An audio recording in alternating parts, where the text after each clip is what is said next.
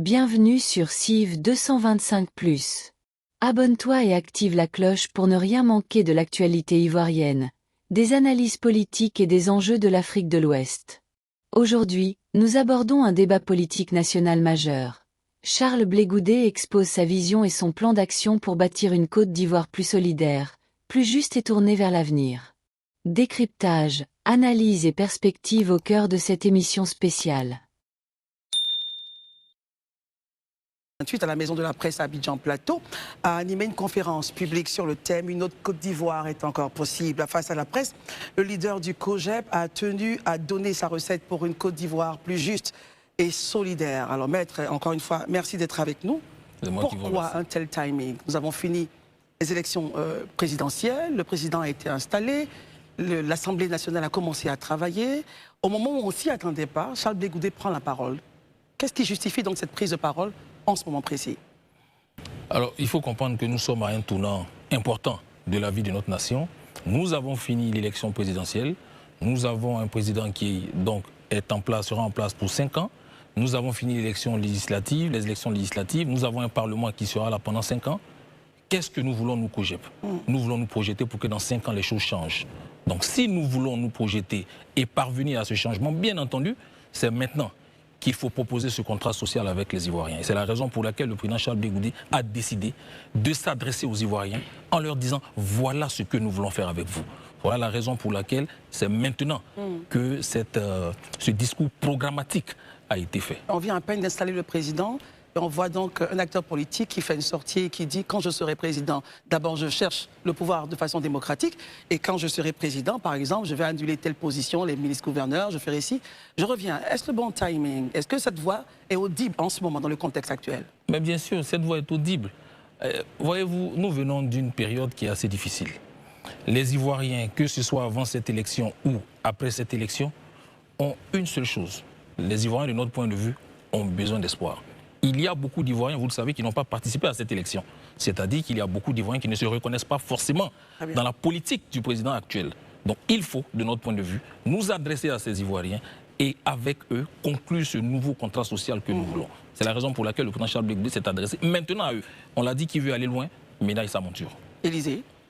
On a entendu Charles Blé Goudé baptiser, je vais dire, son contrat social qu'il propose aux Ivoiriens lors de cette conférence-là, une Haute Côte d'Ivoire est encore possible. Est-ce que vous pouvez nous dire, cette Haute Côte d'Ivoire dont parle Charles Blé Goudé, quelles en sont les caractéristiques? À quoi doit-elle ressembler éventuellement? Et puis qui sont ceux qui vont la porter? Parce que je suppose que, c'est vrai, Charles Blé Goudé en est plus ou moins avec son équipe, les initiateurs, mais ils ne sont pas les seuls en Côte d'Ivoire. Donc comment ils pensent pouvoir faire porter ça par l'ensemble des Ivoiriens? Cette Côte d'Ivoire, c'est la Côte d'Ivoire de tous.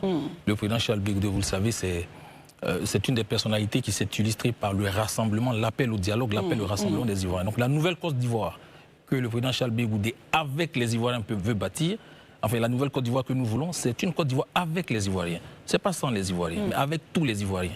Pas seulement ceux qui sont du COJEP, mais avec les Ivoiriens de toute obédience. C'est cette Côte d'Ivoire que le président Charles Blé Goudé veut construire. C'est une Côte d'Ivoire de dialogue. C'est une Côte d'Ivoire de paix. C'est une Côte d'Ivoire où nous réduisons les inégalités. C'est une Côte d'Ivoire où le fossé entre les riches et les pauvres se réduit. C'est une Côte d'Ivoire où la classe moyenne devient de plus en plus grande. C'est une Côte d'Ivoire où les Ivoiriens mangent de plus en plus à leur faim. C'est une Côte d'Ivoire où les enseignants sont motivés pour aller donc prodiguer cet enseignement à nos enfants de façon à ce qu'on puisse avoir cet enseignement de qualité. C'est une Côte d'Ivoire où la santé est au cœur des priorités de la gouvernance. Notre slogan, c'est gouverner par l'essentiel et les priorités. C'est une Côte d'Ivoire où nous faisons ce qui est d'abord, ce qui impacte d'abord le quotidien des Ivoiriens avant de faire ce qui est forcément beau.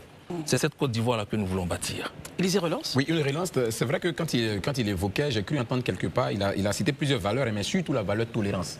Il a parlé de la valeur tolérance.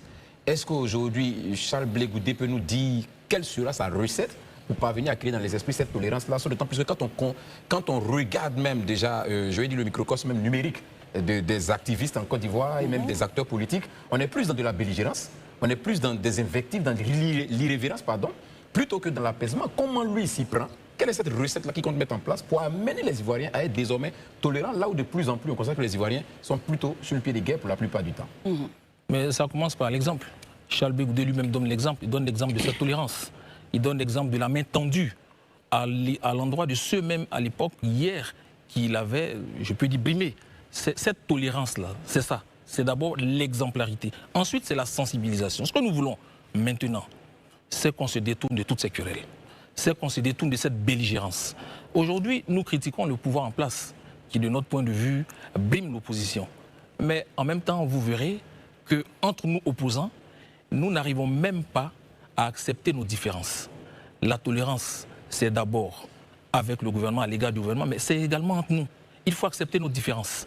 C'est de cette tolérance-là que nous avons. La recette du président Charles Blé Goudé. Tolérance envers tout le monde, tolérance entre nous au sein de l'opposition. Très bien. Docteur Marie? Maître Ouaga, vous parlez de tolérance, le président Charles Blé Goudé parle de tolérance. Vous n'êtes pas sans savoir que récemment, il y a un individu, un citoyen, qui s'était permis de faire un certain commentaire sur lequel je ne vais pas revenir, à l'endroit du président Charles Blé Goudé. Une plainte a été déposée, l'individu en question a été interpellé. Est-ce que ça aussi, c'est une forme de tolérance? En tant qu'homme politique, est-ce que vous n'auriez pas dû être clément envers cet individu-là, par exemple? Et deuxièmement, parlant toujours de clémence, comment vous matérialisez la clémence alors que vos compères de la gauche, notamment le PPACI et vous, êtes à couteau tiré? Même si vous n'êtes pas dans un affrontement, mais on sait que ce n'est pas le grand amour. Maître? Alors, pour la première question, vous n'êtes pas allé au bout du récit. Alors, il fallait aller au bout du récit. La fin du récit, c'est qu'après la plainte, Oui. il y a eu un retrait de plainte du président Charles Blé Goudé. Ah, ok, Qu'est-ce qu'il y a juste? Est-ce que l'autre partie a montré remords? Oui, bien sûr, il y a eu une démarche. Il y a eu des médiations à des chefs traditionnels, il y a toute la notabilité de sa région, et il y a lui-même également son mea culpa. Bien entendu, le président Charles Blé Goudé était sensible. L'idée n'était pas d'envoyer quelqu'un en prison. Non, c'est une atteinte à sa dignité et c'est ce que la loi nous offre comme recours lorsque nous subissons ce genre d'atteinte. Donc nous avons porté plainte, mais plus tard, bien entendu, la plainte a été retirée. Et moi-même, j'étais à cette audience parce que j'ai suivi la procédure. Nous avons demandé à ce que le retrait de plainte soit pris en compte. Et Dieu merci, le tribunal en a tenu compte. Mais est-ce que le grand public a été informé justement du développement de tout ceci? Parce que pour certaines personnes, le président Charles Blé Goudé a porté plainte et la personne peut-être est en prison parce qu'on vous a vu donc faire un narratif devant caméra. Mais par contre, ce qui s'est passé entre-temps dans l'antichambre, c'est pas très connu. J'ai fait un communiqué à l'issue de cette audience. J'ai fait un communiqué pour informer donc l'opinion que le président Charles Blé Goudé avait retiré une plainte et que le monsieur Taki Frank, c'est le nom de ce jeune, a été libéré, enfin condamné avec sursis. Oui, il a demandé pardon et le président Charles Blé Goudé, tolérant, comme je l'ai dit, a accepté le pardon et il a retiré sa plainte. Très bien. Ma deuxième question. Oui, la deuxième question. La deuxième question, elle est relative aux querelles que certains entretiennent. Je dis certains parce que ce n'est pas tout le monde qui entretient cette querelle entre nos frères du PPACI et nos frères du COGEP. Non. Ce n'est pas le COGEP et le PPACI. Le COGEP n'est pas en querelle, le PPACI. Il y a certaines personnes sur les réseaux sociaux qui trouvent un malin plaisir à attaquer le président Charles Blé Goudé. Il y a également de l'autre côté d'autres personnes qui en réponse également en font de même. C'est tout ça que nous voulons voir cesser. C'est tout ça que nous voulons voir cesser. Il faut que ça cesse parce que justement, c'est une des raisons pour lesquelles la gauche n'est pas attractive. Les Ivoiriens nous perçoivent aujourd'hui comme un groupe de personnes qui sont à couteau tiré. On ne présente donc pas une alternative crédible. On ne présente donc pas une alternative qui rassure. C'est tout ça aussi qui nous fragilise. C'est pour ça qu'il faut cesser. Il faut arrêter et il faut s'intéresser aux problèmes des Ivoiriens. Les Ivoiriens ne nous ont pas, ils n'adhèrent pas à nos partis pour que nous fassions querelle. Le président Charles Blé Goudé l'a dit. Là où il y aura des querelles, on ne le reverra plus. On ne le reverra pas. Marius?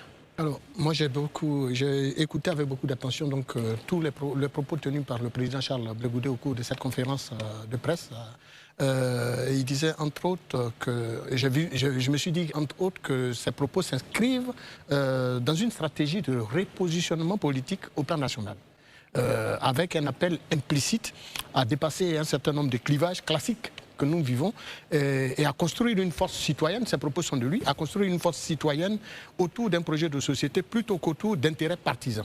Ne pensez-vous pas que ce discours-là est pour nous, ou alors pour vous-même, discursif que programmatique? Alors non, il faut aller au-delà de ces mots. Allez-y, expliquez-nous. Non, pour voir la trame du discours. Le discours, justement, était émaillé d'éléments importants, de pans importants du programme du COGEP. Donc ce discours-là, il est également très programmatique.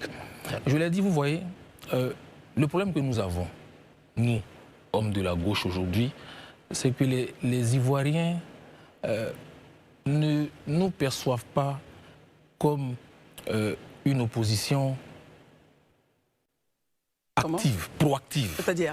C'est-à-dire que la gauche aujourd'hui est perçue comme une opposition réactive. On est souvent en réaction. Des oppositions ponctuelles à des actions du gouvernement. C'est pas cela. Il faut revenir à ce qu'était la gauche. Lorsque le président Laurent Gbagbo est arrivé, il avait un programme. Quand on dit école gratuite, c'est le président Gbagbo. Quand on dit liberté d'expression, c'est le président Gbagbo. Quand on parlait des paysans, c'est le président Gbagbo. Quand on parlait de l'assurance, c'est le président Gbagbo. Il y avait des thèmes qui étaient très clairs et qui ont suscité l'adhésion des Ivoiriens. Et vous ne retrouvez pas cela aujourd'hui? Mais c'est justement cela. Pas qu'on ne retrouve pas. Tous ces partis de gauche ont également dans leur programme des thèmes qui intéressent la vie des Ivoiriens. Mais nous sommes noyés par ces querelles, justement. Parce qu'aussi bien le COGEP que le PPACI, que le FPI, que le MGC, tous ces partis ont des programmes qui sont très alléchants, qui répondent aux attentes des Ivoiriens, mais qui malheureusement ne sont pas perçus, qui ne sont pas entendus par les Ivoiriens en raison de toutes ces querelles, de toutes ces rivalités, qui font que la gauche, finalement, n'a pas pu capitaliser cette légitimité historique. La gauche a une légitimité en Côte d'Ivoire. Le 1990, le multipartisme, c'est la gauche. La démocratie en Côte d'Ivoire, c'est la gauche. Certaines réformes sociales, c'est la gauche. Donc il faut maintenant transformer cette légitimité historique si vous voulez, en capital actuel pour que demain nous puissions constituer effectivement cette alternance, cette alternative-là pour reprendre le pouvoir. Voilà le problème qui mine aujourd'hui la gauche. Cela m'amène donc à vous interroger sur, au regard justement de vos observations de la vie même politique nationale en tant qu'acteur politique. Que pensez-vous, ou pensez-vous très concrètement que la gauche a besoin, que pensez-vous que la gauche a besoin pour naturellement créer son unité en vue de la conquête du pouvoir d'État? Est-ce que je pense que la gauche a besoin d'unité? Oui, la gauche a besoin d'unité. Faites une comparaison avec nos frères, les oufouettistes. À un moment donné, en dépit des divergences qu'il y avait par exemple entre le président Henri Konan Bédié et le président Alassane Ouattara, mais ils se sont mis ensemble avec d'autres partis pour former le RHDP. Je crois que c'est en 2005, pour aller ensemble contre le pouvoir, le régime du président Laurent Gbagbo. On peut revenir sur les conditions dans lesquelles ils sont arrivés au pouvoir, mais ils y sont arrivés ensemble. Ils y sont arrivés ensemble.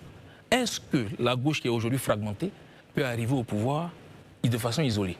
Quand on a en face un parti qui est installé depuis 15 ans, qui a le pouvoir exécutif, qui a le pouvoir législatif et qui impacte même le pouvoir judiciaire, est-ce qu'on peut y arriver? Il est nécessaire pour nous, hommes de gauche, de nous unir parce que la gauche, comme je l'ai dit, il y a aujourd'hui en Côte d'Ivoire des réformes sociales, il y a des avancées notables du point de vue social, du point de vue démocratique, qui sont à mettre au crédit de la gauche. La gauche a toute sa place et elle doit revenir au pouvoir. Elle doit revenir au pouvoir. Le peuple ivoirien, les Ivoiriens ont besoin de la gauche.